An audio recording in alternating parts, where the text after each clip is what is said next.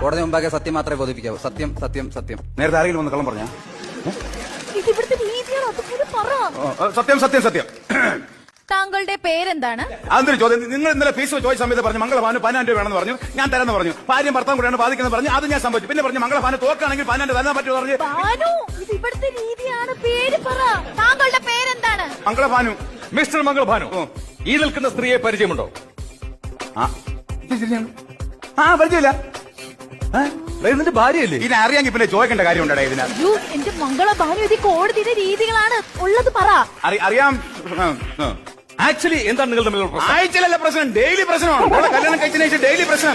എന്റെ ജഡേജ് നിങ്ങൾ മനസ്സിലാക്കണം. അത് പിന്നെ ജഡ്ജി എന്നെ മനസ്സിലാക്കണം. എനിക്ക് ഇവളോട്ട് മുന്നോട്ട് പോകാൻ താല്പര്യമില്ല. അല്ലെങ്കിൽ നിങ്ങളെ കൂടെ ആര് താമസിക്കണം? ജഡ്ജി സാറേ, എനിക്ക് ഒരു നിമിഷം പോലും ഇയാളോട് താമസിക്കണ്ട. എനിക്ക് എത്രയും പെട്ടെന്ന് റിവേഴ്സ് വേണം.